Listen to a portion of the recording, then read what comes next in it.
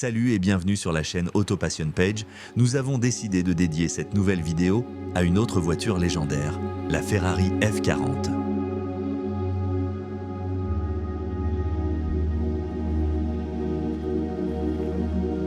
En 1987, Enzo Ferrari a 89 ans. Il sait que le temps presse et que la marque au cheval cabré perd de sa superbe car la concurrence est féroce. Alors il convoque ses ingénieurs pour leur dire qu'il veut une voiture qui ne laisse aucune place au compromis et qu'elle soit la meilleure voiture du monde. Voici la F40, la dernière Ferrari validée par le maître lui-même.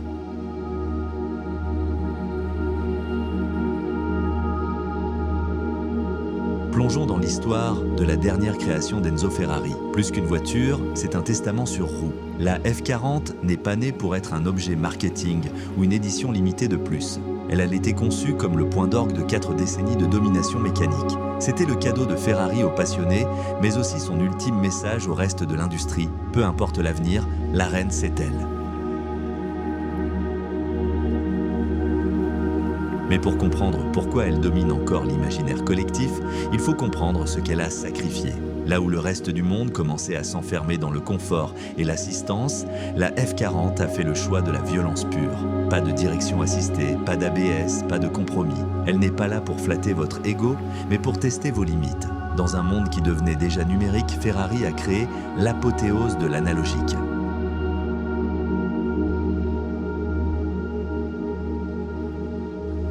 Le moment le plus terrifiant est celui où vous écrasez la pédale. Il ne se passe rien pendant 2 secondes. Et d'un coup, les 2 turbos Hiashi se réveillent. C'est comme être percuté par un train.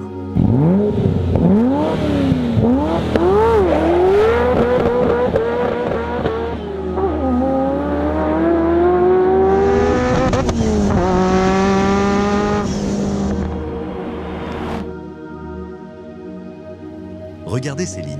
Chaque prise d'air, chaque angle a une fonction. Refroidir le monstre ou plaquer la voiture au sol. Conduire une F40, c'est un dialogue constant entre l'homme et la machine. La couche de peinture rouge, Rosso Corsa, était si fine que l'on pouvait voir la trame du carbone Kevlar à travers. Pourquoi ?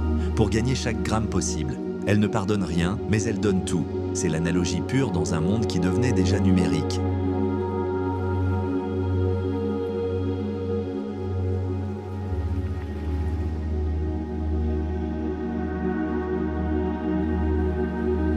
Initialement, Ferrari ne prévoyait de produire que 400 exemplaires.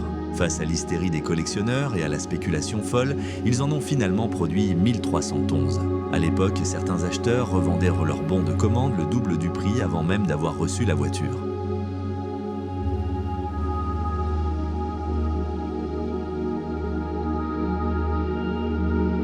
À l'intérieur, c'est une vraie cellule de course. Vous n'achetez pas du cuir ou de la technologie, vous achetez du temps autour.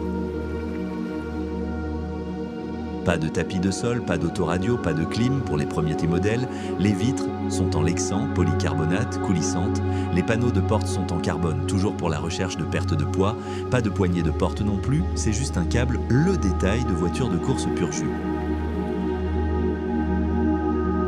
À cause de sa conception radicale, l'habitacle de la F40 se transforme instantanément en fournaise. Pour rappel, vous êtes assis juste devant un V8 biturbo qui dégage une chaleur monumentale, séparée seulement par une fine cloison et une vitre.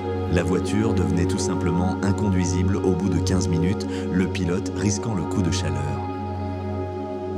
Par conséquent, pour les modèles sortis après 1989, Ferrari introduit la climatisation et des vitres classiques en verre qui pouvaient descendre avec une simple manivelle. Pas pour le confort, mais parce que la chaleur dégagée par le V8 juste derrière les sièges était telle que l'habitacle devenait littéralement invivable sans ces améliorations. Regardez ce compartiment moteur. Pas de cages en plastique, pas de fil masqué. Tout est exposé, les échangeurs RR-BER trônent au sommet, les durites sont apparentes. C'est de la mécanique à nu, on peut voir la structure en treillis et les suspensions. On est plus proche d'un prototype du Mans que d'une voiture de route. Ce n'est pas juste un moteur V8, c'est un bloc de 2936 cm3 avec 2 turbos IHI refroidis par air. Vous avez remarqué ces 3 sorties. Les 2 plus larges, sur les côtés, évacuent les gaz des 2 bancs de cylindres. La petite au centre est reliée uniquement à la Westgate.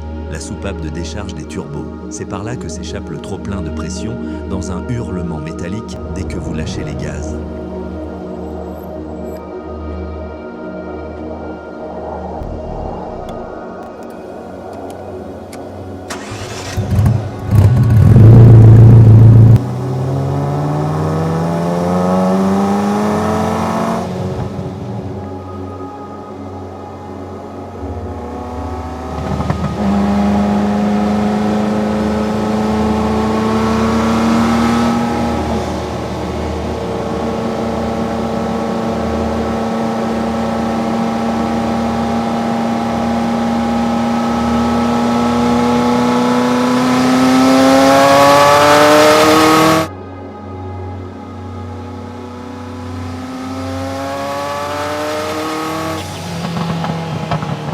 Ce n'est pas une voiture linéaire, c'est on-off.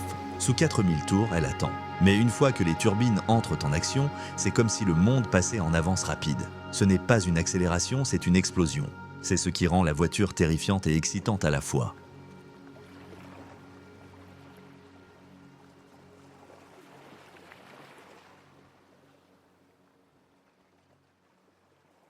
Pourquoi les collectionneurs s'arrachent cette voiture pour des millions alors qu'une Ferrari moderne est plus rapide sur circuit et peut-être moins coûteuse? Parce que la F40 se mérite. Pour la conduire vite, il faut transpirer. Il faut apprendre à gérer ce temps de réponse des turbos, cette direction lourde à l'arrêt, cet embrayage qui demande une jambe de fer. Dans le reste du monde, n'importe qui peut aller vite. Dans une F40, seuls les pilotes le peuvent.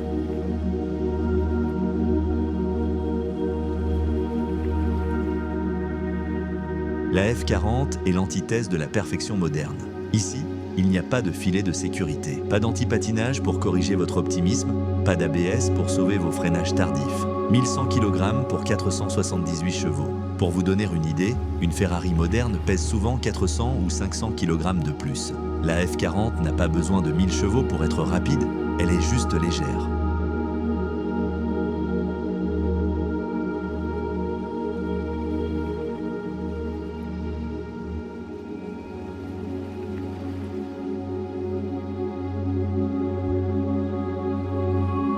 Certes, aujourd'hui, une Tesla peut battre une F40 au feu rouge. Mais laquelle vous donne des frissons? Laquelle vous fait transpirer? La F40 ne filtre rien. Chaque vibration de la route remonte directement dans votre colonne vertébrale.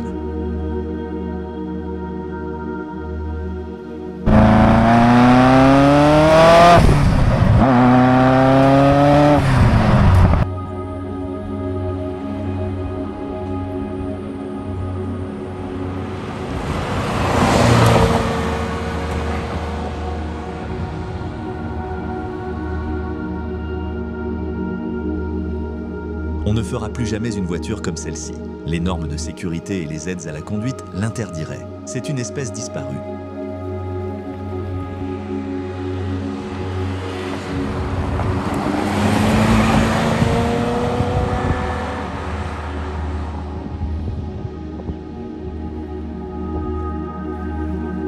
Cette brutalité, c'était le chant du cygne d'une certaine idée de l'automobile. En tournant la clé de la F40, on ne démarre pas seulement un moteur, on réveille le dernier souffle d'une époque qui s'est éteinte avec son créateur.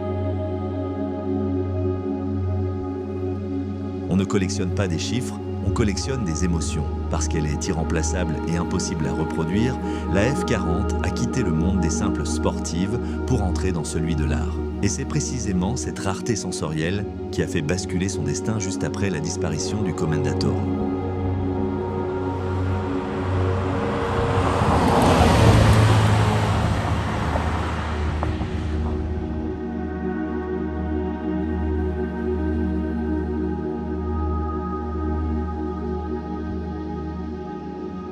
Quand Enzo meurt en 1988, la F40 devient instantanément une légende. Elle n'est plus seulement une voiture, c'est un monument historique. Vendue environ 400 000 $ à l'époque, elle s'échange aujourd'hui entre 2 et 3 millions d'euros. C'est l'un des meilleurs investissements de l'histoire automobile.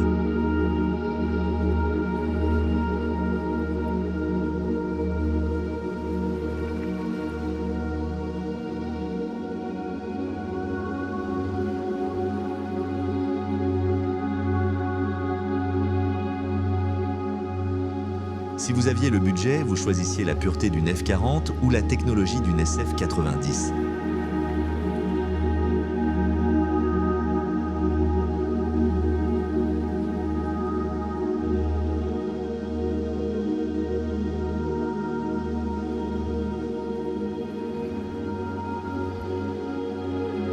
Si cette vidéo vous a plu, n'hésitez pas à la liker, vous abonner et nous rejoindre sur nos réseaux sociaux pour encore plus de partage sur le monde de l'automobile.